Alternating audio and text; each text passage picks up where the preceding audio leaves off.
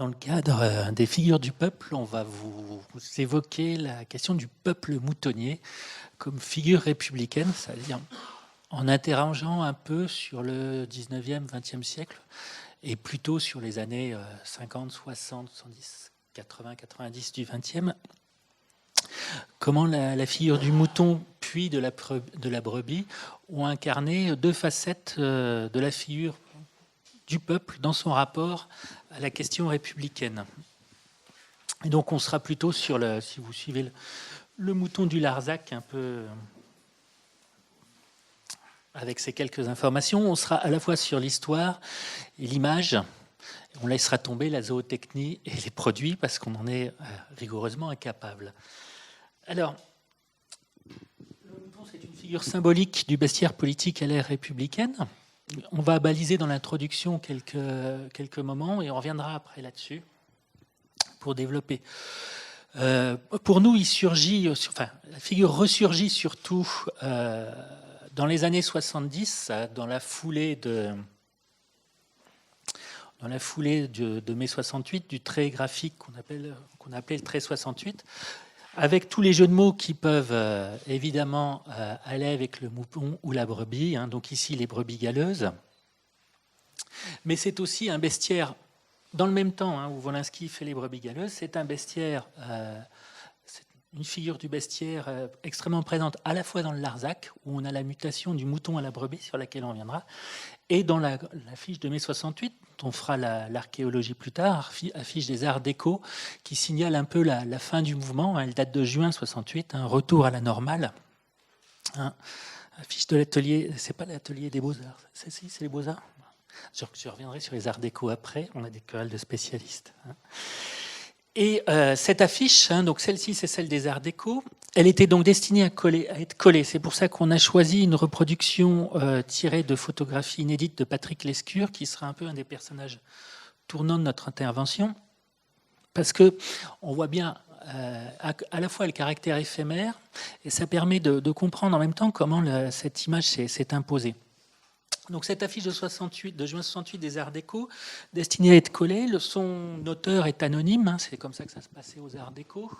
C'est discuté en AG. Grâce à la technique de la sérigraphie, assez rapidement, on l'édite et elle est collée, ou pas d'ailleurs, par des équipes des Arts Déco qui fonctionnent en 3/8, un peu de manière industrielle, et qui scandent le mouvement comme ça de manifestation en manifestation. Donc ici, c'est une des dernières affiches qui importe pour plusieurs choses. D'abord, c'est la première avec des moutons à cornes, et c'est la première où surgit retour à la normale. Donc l'idée que le temps de la révolution que pouvait être 68, ou du moins cette tentative de révolution, selon les acteurs mêmes, est passé, et que donc on revient à l'ordinaire républicain, avec une légende qui vaut, hein, que se passe-t-il? Il ne se passe rien. Que s'est-il passé? Il ne s'est rien passé. Pourtant, j'avais cru comprendre. Il ne faut pas comprendre. Donc là, on a un jeu sur le statut de l'événement politique, sur le peuple, qui était appelé donc à être acteur et à mettre à bas la Ve République et le patriarcat gaulliste. Et finalement, il ne s'est rien passé. Et dans la doxa gaulliste, il n'y avait rien à comprendre, sinon la chienlit pour étreindre mai 68, hein, alors même que du point de vue des acteurs, il y avait des choses à comprendre. Alors ce qui est intéressant ici, c'est qu'on a une figure du mouton qui peut, dont on va voir, qui en fait multiplie les quiproquos. Ici, on a le mouton panurgique, hein, c'est-à-dire celui qui suit son berger, qui obéit, à qui on ne demande pas de réfléchir. Hein. C'est exactement ce que dit l'affiche. Pourtant, on verra un peu plus tard, quand on fera l'archéologie de cette affiche, que ce panurgisme est à travailler bien plus. Alors ce panurgisme, on le retrouve dans cette photo de René Maltête qui date de 1960, La majorité c'est vous. On est dans une logique photographique à la Cartier-Bresson, c'est l'instant décisif, une affiche, le doigt pointé, emprunté à l'iconographie de la Première Guerre mondiale, Britain's Need You, etc. Donc, qui prend même la forme d'un revolver, donc qui apostrophe le spectateur, et devant des moutons passifs qui d'ailleurs ne regardent pas l'affiche, qui passent en rang serré. Et donc là, le jeu de mots, le décalage sur la majorité, c'est vous. Ce qui renvoie à l'ordinaire du... Alors le Larzac, on va laisser tomber. Ce qui renvoie à l'ordinaire du motif, qui est que le mouton, c'est le peuple votant. Alors, si on fait l'archéologie du motif, c'est plus complexe qu'il n'y paraît. Je vais passer. Alors, puisque les historiens disent qu'ils travaillent sur le 19e, 20e, mais ils ne peuvent pas s'empêcher d'aller voir avant, évidemment. Dans la longue durée, ça a été une découverte pour nous. Le mouton est associé, au moins pour Louis XVI, est associé au roi. Alors, ce qui est intéressant, c'est que Louis XVI, c'est le dernier monarque d'Ancien Régime. C'est la dernière vision du mouton. Il n'y en a pas sous la Révolution, j'en ai cherché. Alors, jusqu'à ce qu'on m'en trouve, hein, parce que je ne prétends pas avoir fait un inventaire absolu. Donc, sous l'Ancien Régime, le roi est mouton, mais en fait, c'est le premier mouton, celui qui conduit le peuple, hein, et qui suit le berger, parce que dans la logique même de l'Ancien Régime, le berger ne peut être que le Christ, hein, on est dans la monarchie absolue de droit divin. Donc, il y a une logique assez classique à voir ça, et le mouton symbolise le pouvoir royal, assez étonnamment. Alors, cette image, elle va être abîmée à la Restauration, avec le motif du mouton enragé par Fontan. Donc Fontan, c'est un publiciste républicain, plus ou moins libéral, hein, donc opposé à la Restauration, et qui va évidemment, à la faveur de l'assassinat du duc de Berry, comparer le roi à un mouton enragé qui veut pour lui l'ensemble de la pâture. Hein. Et donc c'est une inversion du symbole royal, mais le peuple est absent ici aussi. Alors même que la Révolution étant passée, la question du peuple, de la nation en armes, s'est imposée. Après 1829-1830, le mouton disparaît globalement et il revient, alors comme motif iconographique dans son lien au populaire, au peuple, et il revient, mais là c'est Julien qui va chargé de ça, il revient à la faveur des années 68. À la faveur des années 68, avec l'idée donc du panurgisme électoral et également de la victime de l'oppression fiscale, hein, de 68 jusqu'à nos jours, avec la représentation du mouton au bonnet rouge écrasé par l'oppression fiscale. Donc, ce mouton, dans cette configuration-là, c'est un être passif, dominé, et tout à fait ignorant même de la violence qui lui est faite. Mais derrière ce motif-là, on a des représentations qui vont nous montrer un mouton qui connaît l'envers de la violence qui lui est faite et qui sait la retourner, ou tout du moins ne pas en être dupe. Parce qu'on s'est demandé, en fait, parce que sinon vous avez vu que le saut de 1829 à 1968, c'est un grand saut, on s'est demandé d'où cette figure du mouton pouvait revenir. Et ce qui nous a mis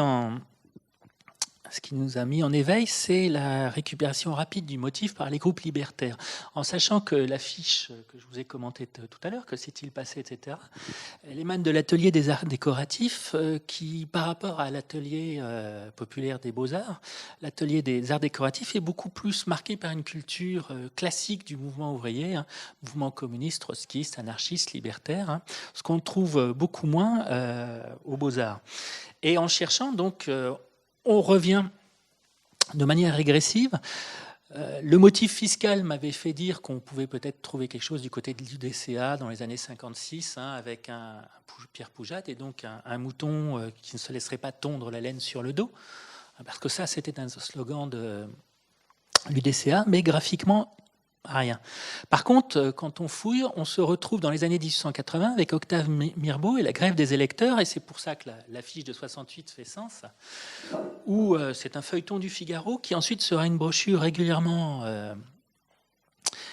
réimprimée par le mouvement anarchiste, par les temps nouveaux jusqu'aux années 10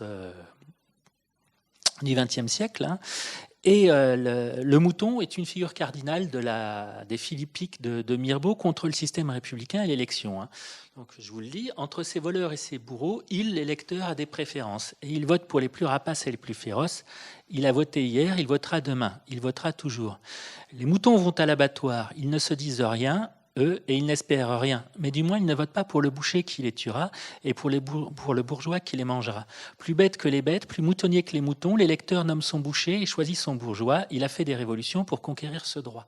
Alors, quand on met en apposition cet extrait de la grève des électeurs avec l'affiche de mai 68, on voit bien qu'on n'est pas du tout, que la lecture du retour à la normale n'est pas du tout celle qui a été celle des contemporains, qui manquait un peu de recul ou de culture sur le mouvement ouvrier, qui est la lecture qu'en ont fait les auteurs anonymes. Mais l'Atelier des Arts Déco défend cette idée-là, c'est-à-dire en choisissant le mouton du retour à la normale, on est dans une citation de Mirbeau, on est dans une citation de la grève des électeurs, on est finalement contre la récupération gaulliste par le biais d'élections législatives.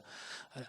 Alors, chez Mirbeau, en plus, tout ceci évidemment, se construit avec les métaphores de l'abattoir, qui est extrêmement prégnante dans le mouvement anarchiste, qui doit faire face à la violence de l'extrême droite, Fort Chabrol, etc., et surtout des bouchers qui constituent à l'époque les nervis, des bouchers de la Villette, qui constituent souvent les nervis de l'extrême droite. Donc, ce combat-là, qui est connu, 68, c'est le dernier moment où une culture du mouvement ouvrier depuis le 19e siècle transite sans accroc, finalement. C'est ce qui fait que Benjamin Stora parlera à propos de sa génération, qui est celle de 68, de la dernière génération. Ce combat-là, en fait, fait sens dans l'affiche. Alors, quand on s'intéresse aux archéologies d'une représentation, à la manière dont les motifs politiques peuvent se cristalliser, comment les images politiques et les grammaires visuelles peuvent se forger, on se rend compte qu'on est, y compris sur des motifs comme si vous prenez un seul motif comme le mouton, il y a énormément de producteurs d'images qui sont différents, et il y a énormément de traditions et de courants qui sont différents et qui peuvent converger autour de la production d'un motif. Dans ce qu'on va voir ensuite, c'est-à-dire à quel point le mouvement du Larzac va consacrer comme image, comme symbole politique, la figure du mouton, dans la production de ces images du Larzac, il y a différentes traditions. Et là, il y a une tradition qui est rurale, qui est agricole. Il y a le mouvement de la non-violence de Lanza del Vasto. Il y a une forte composante chrétienne, protestante aussi là-dedans. Il y a les apports qui seront des jeunes militants gauchistes et maoïstes qui vont aller s'installer là-bas et qui feront également des affiches. Et donc, dans cette figure du mouton, il y a vraiment la tradition des écrits de Lanza del Vasto. Et ici, on vous propose, bon, d'une part, on vous l'a montré à travers les sources, l'héritage d'une culture ouvrière. Et d'autre part, on voulait faire parler un acteur, Patrick Lescure, qui est un garçon qui était aux arts décoratifs en 1966, 67, 68, qui a été ensuite insoumis et qui a été une des chevilles ouvrières du mouvement du Larzac et un des graphistes du Larzac. Et juste avant d'entrer aux Arts Déco, il est en 62-64 à Dijon et il fait sa première rencontre de Lanza del Vasto. Effectivement, l'une des choses qui a orienté ma vie, c'est une conférence de Lanza del Vasto quand j'étais étudiant à l'université de Dijon, qui disait d'une manière un peu poétique: j'ai fait un rêve. J'ai vu un mouton qui aiguisait un couteau. Et je lui demande: sais-tu à quoi va servir ce couteau? Et le mouton de répondre: ce couteau va servir au boucher à m'égorger. Ah bon, et tu l'aiguises? Eh oui, il faut bien vivre. C'était une allégorie de la course aux armements. La course aux armements était bien une économie avec des emplois, mais une économie de la mort, encore cette résurgence de l'abattoir, et cela a considérablement compté dans mon parcours ultérieur. On va voir On va vous montrer ensuite des images de Patrick Lescure, qui a produit beaucoup d'images différentes dans sa vie de graphiste, mais notamment des moutons. Pour faire coda un petit peu avec tout cela, montrer à quel point le mouton, c'est le compère, mais aussi le compère antinomique du chien, qui lui est la figure du contrôle, de la domesticité et de la violence. Et en tant que compère, les représentations se mêlent. Là, vous avez une huile sur toile des années 50 d'Henri Quéco, qu'on va revoir ensuite en tant que peintre d'un collectif contestataire qui s'appelle la Coopérative des Malassis, et comment qui est quelqu'un qui a grandi en Corrèze, qui est très très imprégné d'une imagerie rurale. Et là, le chien est placé en intercesseur devant les moutons, et on verra comment il retravaillera ensuite cette figure du mouton. Et Jacques Prévert, dans la chanson tirée du répertoire du groupe Octobre, liait les deux avec la figure du chien, du serviteur domestique, du gardien, tondu lui-même en caniche, mais gardant une mâchoire de loup. Et c'est une chose aussi qu'on va voir sur la figure du mouton devenant brebis. Alors on va passer maintenant, dans cette deuxième partie, aux figurations des années 60, d'une manière un peu plus focalisée, si j'ose dire. Alors, ces figurations des années 60-70, on verra dans la suite, elles nous importent parce qu'elles font basculer cet imaginaire du mouton qui était plutôt, comme vous l'avez vu, alors lié à la domesticité, à la violence, à l'abattoir, à la répression républicaine, porté par un mouvement ouvrier finalement hostile à la République et qui portait le panurgisme qu'on va revoir par exemple ici. En fait, on va voir un basculement. D'ailleurs, le mouton graphique de 68, il est essentiellement urbain, d'ailleurs réduit au quartier latin. Sa fortune tient à l'amplification photographique ou visuelle des événements du quartier latin, qui a fait que tout le monde a en tête les affiches du quartier latin. Bon, elles étaient tirées au maximum à 3-4 000 exemplaires, décollées tôt le lendemain matin. Elles sont devenues évidemment plus tard des objets de collection, mais très peu de gens les voyaient en temps... Enfin, les étudiants qui manifestaient, les CRS qui réprimaient, et les photographes. Et c'est la photographie et les reportages télévisés qui ont permis, d'une certaine manière, l'acclimatation de ce modèle pour l'ensemble de la France. Alors, ne soyez pas des moutons, donc on avait vu Retour à la normale. Donc, dans la suite du Retour à la normale, on a cette affiche dont on ne sait pas, hein, il n'y a pas encore de catalogue raisonné de ce qu'a produit l'Atelier populaire des beaux-arts et de ce qu'a produit l'Atelier populaire des arts décoratifs. Donc on ne sait pas à quel atelier elle est liée. Mais toujours est-il qu'elle poursuit le motif panurgique, puisque vous avez dans les... c'est pas évident tout de suite, mais les lettres qui forment la toison du mouton, ce ne sont que des sigles de partis politiques. Et donc là, on est bien dans « Ne soyez pas des moutons », on est bien dans la contestation du système électif républicain haute, et donc, toujours dans une veine anarchiste, hein, libertaire, et on voit bien que ce qui se joue derrière le motif du mouton, c'est vraiment la veine Mirbeau et le refus de l'élection. C'est-à-dire le refus de la volonté de voir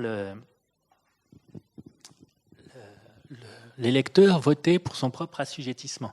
Alors ce refus, en 68, il a deux veines. Hein. Il a une veine qu'on a tendance à oublier. Hein. En 2018, on a fêté les 50 ans de 68, quand en 68, on fêtait les 50 ans de 14-18. Hein.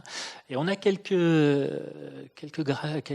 graffitis, quelques slogans, hein, 14-18, les moutons à l'abattoir, qui montrent quand même que même si c'est pas le personnage principal du bestiaire de 68, le mouton, il est présent.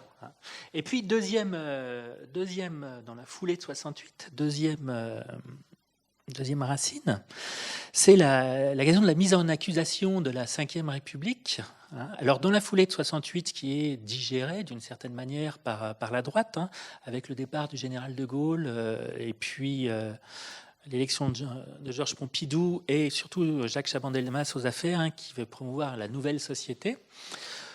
Pompidou et son ministre de la Culture décident d'une grande exposition, 12 ans d'art contemporain en France, hein, histoire de rappeler, enfin de ramener dans le giron des institutions publiques une grande part des artistes qui s'étaient engagés contre en mai 68. Et cette exposition, en fait, elle est lue par toute une série d'artistes contestataires comme une glorification. 12 ans, hein, c'est l'âge de la Ve République. Et les Malassis, qui sont une coopérative de peintres, dont Cueco est une des chevilles ouvrières, décident de faire une gigantesque fresque pour cette exposition qui s'appelle Le Grand Méchoui ou 12 ans d'histoire. Alors, c'est un retour à la peinture d'histoire, c'est un refus des beaux-arts, c'est un refus du marché de l'art, puisque ces peintures veulent faire exploser le cadre du musée et refuser le marché de l'art. Donc, il y a, on pourrait y revenir si vous le souhaitez, on peut pas, on va rester sur le mouton, mais par exemple, avec ce motif des pavés éclatés, c'est une critique virulente de Vasarely, par exemple, qui était très prisée par la gauche alors.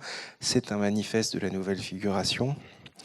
Et donc, on voit à quel point encore la figure de l'abattoir, le panurgisme électoral sur la croix de Lorraine, amène à droite la figure de l'abattoir sur le passage par les couteaux. Donc ça, c'est une critique absolument virulente du régime gaulliste et qui amène donc à cette période toute une revisitation de la critique du panurgisme électoral. Là, c'est une affiche assez peu connue de François de Crèze, qui a été produite en Avignon en 1974. Et progressivement, dans le courant du travail un peu à la fois social et politique des années 70, on va voir une revisitation complète de cet imaginaire moutonnier. Alors, cette revisitation, elle passe par le Larzac. Alors, il faut le Larzac qui va populariser d'abord le motif du mouton, puis ensuite celui de la brebis, en fait. Le Larzac, on ne peut le comprendre graphiquement que si on a à l'esprit qu'une part, notamment des graphistes ou des jeunes artistes de l'atelier des Arts Déco, ont participé à des mouvements d'objection de conscience et ont trouvé refuge dans le Massif central. Et ça, c'est la première veine graphique, c'est-à-dire que ce qu'ils avaient expérimenté à l'atelier des Arts Déco ou à l'atelier populaire des Beaux-Arts, ils vont le mettre au service de la lutte pour le Larzac et ils vont rejoindre un mouvement rural plutôt soutenu par le clergé catholique, hein, que tout le monde connaît, qui est la lutte contre l'extension du camp militaire du Larzac. Et assez rapidement, donc, le mouton va s'imposer. Alors, on met quelques graphismes. Hein. La BD devient un langage courant. Hein. C'est le moment où la BD s'acclimate à un public adulte. Hein. Et donc, on a des figures de plus en plus narratives. Ici, vous avez le comité d'action révolutionnaire de spéléologie terrorisante, hein, c'est typique du Larzac. Et ce que vous voyez là, c'est une des premières occurrences où on voit surgir les brebis. Brebis, donc menées par une bête à cornes qui est encore un bélier. Hein. Donc alors c'est le symbole de l'opposition non violente à l'armée. Et cette symbolique va circuler de plus en plus et se transfigurer dans les années 70. Hein. Alors, la brebis est devenue pour les paysans du Larzac une arme. D'un côté, les moutons, les paysans, les bérets, les fourches, espaces de liberté. De l'autre, les loups, les tanks, les barbelés, les structures de contrainte. On dirait que tous les dessinateurs ont puisé dans le même fond quasi mythologique. Alors ça, c'est Jean Chénaud qui parle dans un article des moutons, des tanks, des paysans et des barbelés, dans Dessine-moi le Larzac. Mais ce qu'il ne dit pas là, c'est que les bergers du Larzac ont utilisé très rapidement... Tu peux... Alors pas celle-ci, là. On a merdouillé celle-là sur Millot. Plus loin, puis on reviendra derrière. ont utilisé les troupeaux de brebis comme instrument de dissuasion et de contestation pacifique des pouvoirs en place. Alors ici, c'est la fameuse scène du tribunal de Millau en octobre 77. Hein. C'est parce que, et donc avec la chronique du Larzac en lutte, extrait d'un texte, c'est parce que le tribunal s'est montré indigne que les brebis ont décidé de monter voir et là-haut dans le prétoire, elles ont exprimé leur désapprobation en crottant dans la salle d'audience. Elles n'étaient pas venues pour faire ça, seulement pour faire un tour en ville, une manif symbolique en guise de soutien à leurs bergers, comme elles en ont l'habitude. Alors ce qui est intéressant, c'est qu'on a toujours le motif du panurgisme, les brebis sont guidées par un berger, sauf que ce panurgisme s'est féminisé et que globalement, les brebis deviennent le symbole de solidarité active et de toute une filière et tout un pays, enfin toute une région, mobilisée contre l'État gaulliste. Alors le Larzac suture avec toute une série de luttes. Par exemple ici vous avez la cardamone classique, la cardabelle, oui pardon. Au niveau fleurs, je suis pas bon. La cardabelle des hauts plateaux. Et en dessous, c'est la reprise d'une affiche célèbre pour l'IP, qui est l'autre grande lutte des années 70. Mais si on pousse plus avant, en fait, la brebis devient la solidarité en hommage. On va la trouver, le mouton et la brebis, on va les trouver dans les comités Plogoff, Larzac, Solidarité. On va les voir ressurgir pour l'IP Larzac, pour la marche. On les verra paître sous la tour Eiffel, là, physiquement, pour le coup, c'est pas simplement un graphique. Et elles vont entrer dans la bande dessinée, ici, avec Fmur, qui commence par un travail classique d'affichiste et qui, petit à petit, va se tourner vers la bande dessinée. Oui, alors, par exemple, l'affiche de gauche, c'est pas une affiche des comités Larzac, c'est une affiche du comité non-violent d'Angers, qui va reprendre et qui va participer à la création graphique. Et ce qui est très intéressant avec Fmur, c'est aussi de voir comment on passe à un mouton, une figure du collectif, une figure ensuite qu'on a vu tout à l'heure qui était porteuse de mots, mais les mots des autres qui étaient ceux des partis, et comment on voit qu'ils deviennent là les moutons prennent la parole. Ne sont plus que les vecteurs, les relais d'une parole idéologique. Le fait que les moutons prennent la parole, il y a Deborah Cohen qui parle en même temps, je ne sais plus dans quelle salle, c'est constitutif du peuple votant, du peuple sujet politique. Quand le peuple ne parle pas, il n'est que plèbe ou foule, et quand il parle, il est peuple.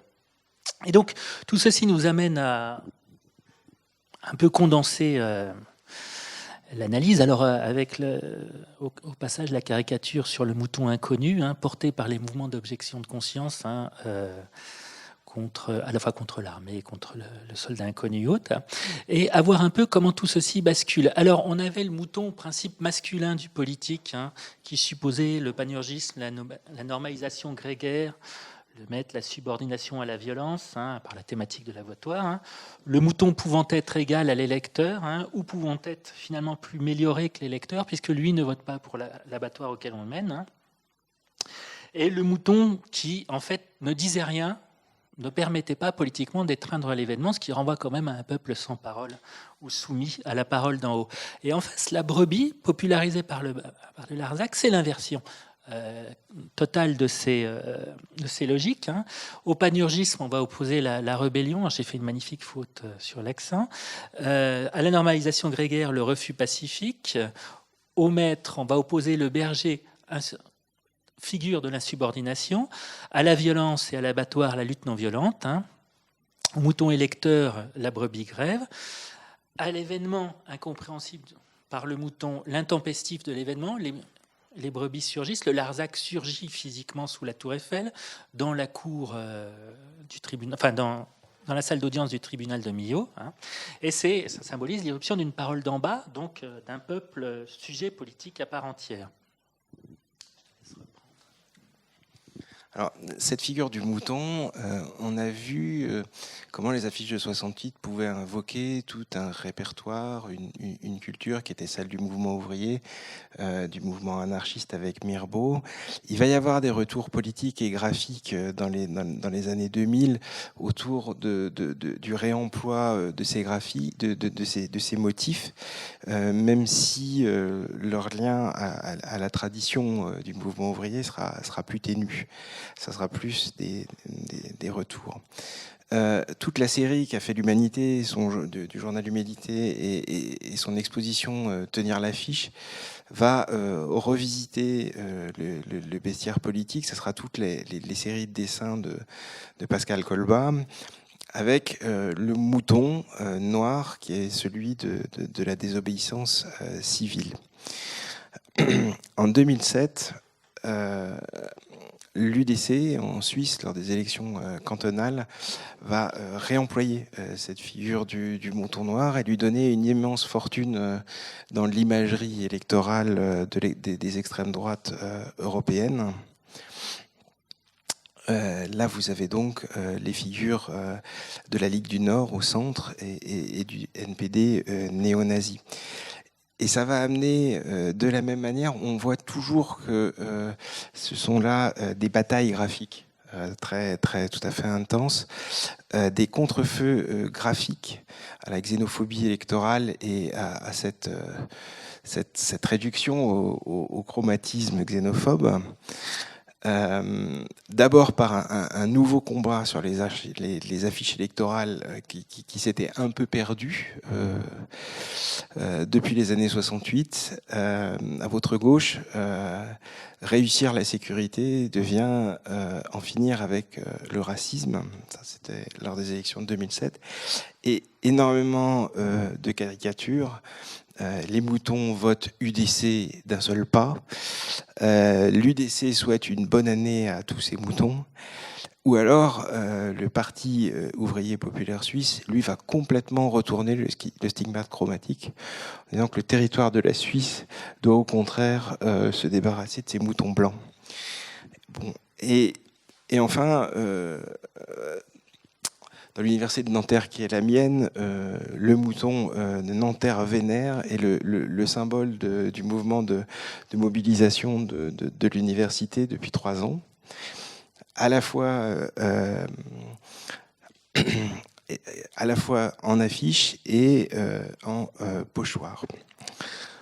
On va conclure pour pouvoir discuter un petit peu de tout cela avec vous, des figurations et des transfigurations graphiques de ce symbole politique. Alors, bien évidemment, on a vu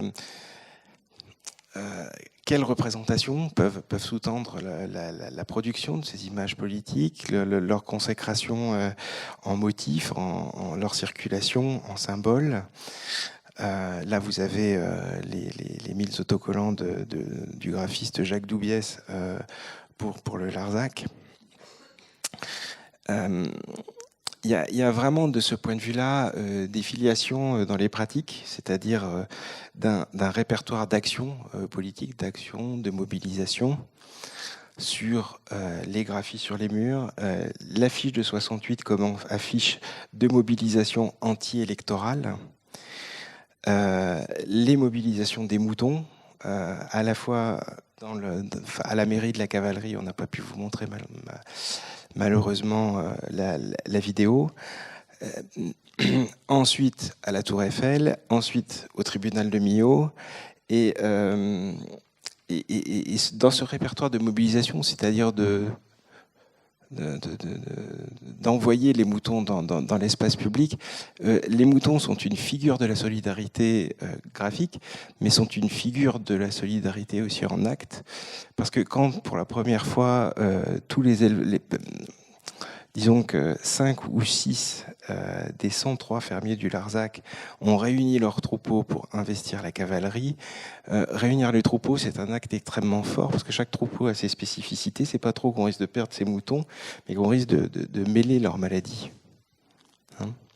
Donc, dans une pratique qui appartient à un répertoire de mobilisation et de solidarité, on voit que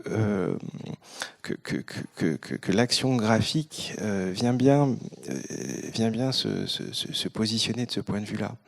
Ensuite, dans cette école du trait 68, on pose beaucoup de questions sur quels sont les héritages de 68. Eh bien, l'un des héritages de 68, c'est bien dans la production graphique la simplification à l'extrême et du message et de l'image au service d'une efficacité visuelle. Et dans cette efficacité visuelle, on va retrouver aujourd'hui énormément d'héritage graphique dans les logotypes commerciaux. Et là, on retrouve notre Patrick Lescure qui, d'étudiant aux Arts Déco, de photographe des affiches de mai 68, de concepteur des affiches du Larzac, a dessiné énormément des logotypes des moutons. C'est-à-dire que cette école politique de l'affiche et de ses motifs, ensuite, elle s'est retrouvée dans cette économie un peu symbolique de tous ces producteurs de brebis.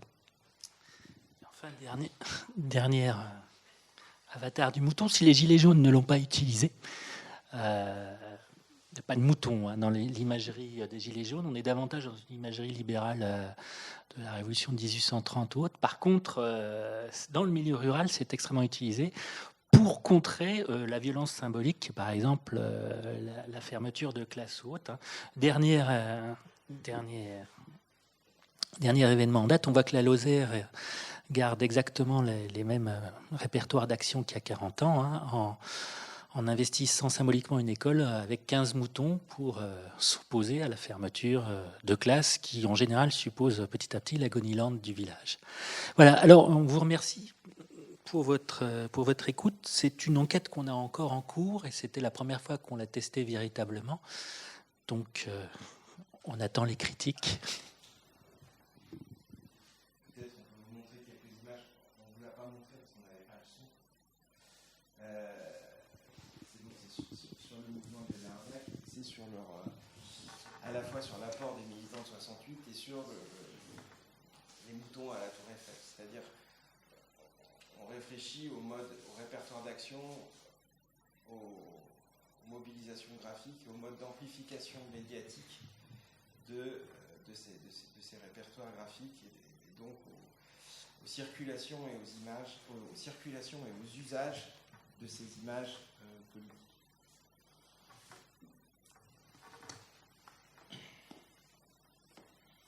La parole est à vous. La parole est à vous.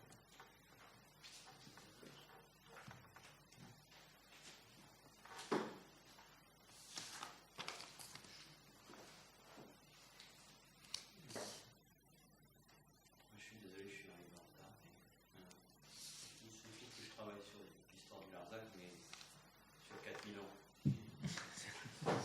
Et jusqu'à aujourd'hui. Et que ce qui est quand même très intéressant concernant la brebis, c'est que Larzac, c'est le nom d'une brebis. Donc, ça c'est un premier point, c'est-à-dire que c'est pas une métaphore, c'est pas une métonymie, c'est une Larzac, c'est une brebis. Donc il y a quelque chose d'extrêmement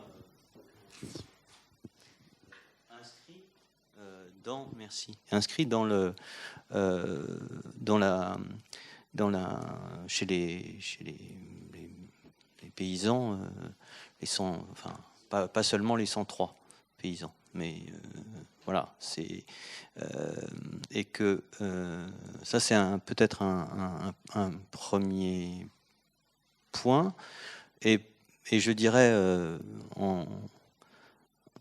je reviens des archives à Millau, les archives municipales de Millau, et ce qu'on voit très bien dans les archives municipales de Millau, c'est que la brebis est précisément ce pourquoi il y a une mobilisation, puisqu'en fait, la brebis, ils auraient pu choisir le Roquefort,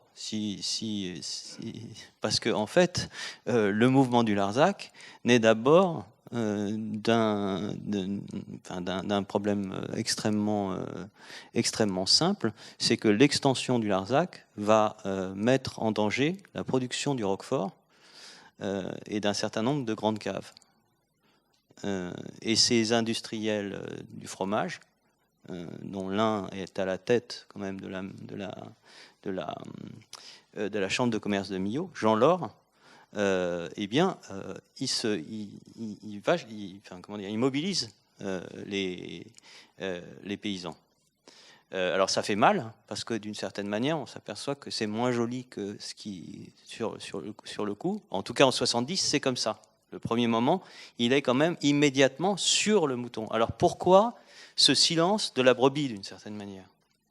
Le silence de la brebis, puisque même si j'ai pas très bien vu, parce que vous avez parlé de plutôt 77. Oui, mais sauf que vous avez Angers, c'est 73. Donc il y a une antériorité d'Angers, en fait. Donc ça voudrait, enfin, ça corroborerait cette idée que. Oui, en 72-13, mais la cavalerie sur l'imagerie, parce que entre ce qui se passe sur ce plateau, qui est quand même connu, puisque encore aujourd'hui on dit dans le Larzac, ce qui est quand même une erreur monstrueuse. Une des questions que je me pose, c'est si finalement c'est pas aussi à un moment donné quelque chose qui a été mis sous silence. Cette question véritablement de la brebis comme alors là politiquement comme ressource majeure d'une alliance entre l'industrie du fromage et la paysannerie réactionnaire, hein, c'est une paysannerie très réactionnaire. Des catholiques, souvent on assimile ça aux protestants et aux camisards. Ça n'a pas été du tout des camisards, ils n'ont pas du tout participé, il n'y a pas de maquis résistants pendant la guerre, etc. Enfin, on est quand même sur des terres bien dures. Bon, ça c'était ma première question, enfin ma première remarque. Et la deuxième remarque, ce serait, mais je pense que vous en avez parlé, c'est le rapport. Dans quelle langue parle la brebis? Elle parle en occitan. Mais parce qu'il y a quand même, c'est Gardarem, le Larzac, et par ailleurs un certain nombre de slogans. Le mouvement du Larzac rejoint le mouvement, et je me demandais si vous aviez exploré cette voie de la langue, enfin, si je peux me permettre, de la langue des brebis, quoi. Voilà, c'était enfin c'est pour.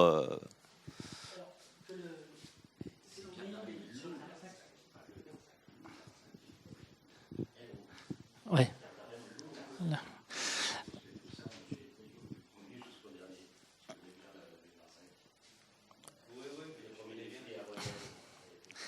Alors que nous, ce qui nous a intéressé, présenté dans le cadre de l'appel à communication ici, on était sur la logique de représentation. Voilà. Sinon, ce qui nous a vraiment intéressé, c'est qu'à un moment donné, c'est l'hypothèse d'un livre qu'on avait fait avec Bertrand Tillier et Julien, c'est qu'on a une forme de ruralisation du trait de mai 68 par le Larzac.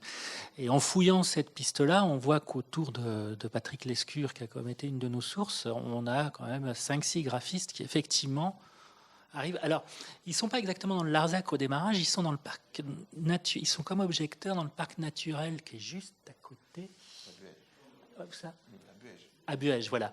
Et en fait, après, ils vont, alors par le biais de pour certains de l'objection du mouvement des objecteurs de conscience, d'autres par acclimatation avec la ruralité, ils vont exporter leur technique graphique au service de la lutte pour le Larzac. Mais c'est évident que voilà, la suture, on le voit bien avec les mémoires de Chéneau ou les cahiers du Forum Histoire, il y a une suture avec une paysannerie catholique réactionnaire et qui fonctionne. C'est-à-dire et en même temps, on a l'impression que c'est deux mondes qui ne communiquent pas totalement quand on lit chez nous, sauf que la lutte va durer 10-14 ans, voilà, à peu près, et ça fonctionne.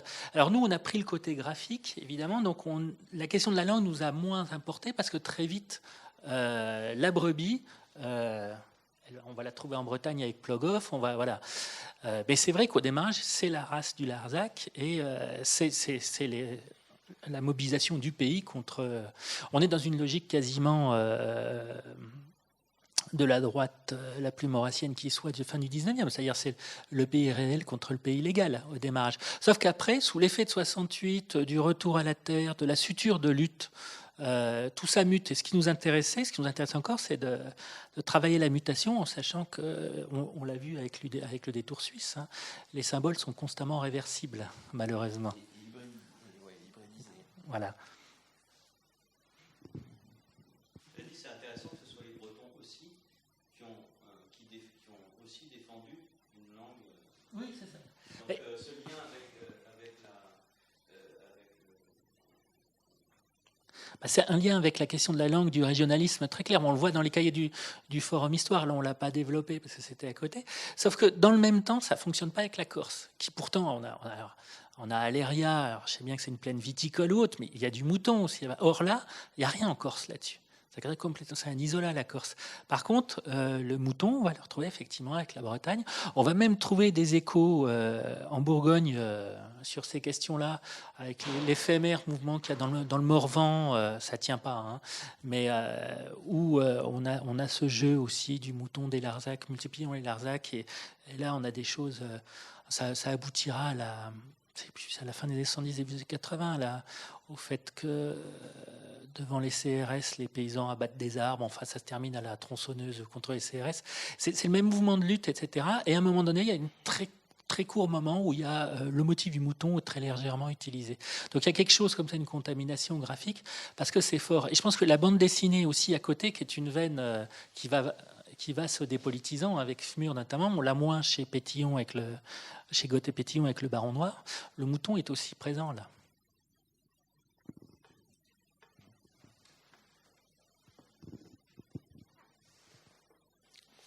Oui, sur cette question, effectivement, sur cette question de la langue, quand ils décident de l'action parisienne, qui est aussi une manière de se réunir à Paris, jusqu'à présent, les comités Larzac s'étaient réunis uniquement sur le plateau.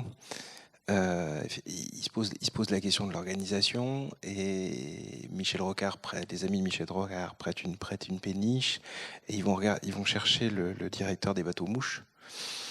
Et le directeur des bateaux-mouches n'est pas véritablement un sympathisant, mais enfin, il leur demande de prouver leur qualité d'Aveyronais. Et c'est Guy Tarlier qui va parler en occitan, parce que la caution de Jean Chénaud, l'universitaire, ne suffisait pas à le convaincre. Voilà. Mais donc, effectivement, il y a... sur la manière dont le mouvement a réussi à cristalliser autour d'une langue, d'un symbole, quelque chose, et à la fois d'une manière hybride, parce que tout le monde se met à dessiner du mouton, enfin pas tous, les maoïstes, les gens de l'organisation communiste des travailleurs et de la GOP, eux, ils ne voudront jamais dessiner des moutons, ils voudront toujours dessiner des travailleurs ou des journaliers bras dessus, bras dessous.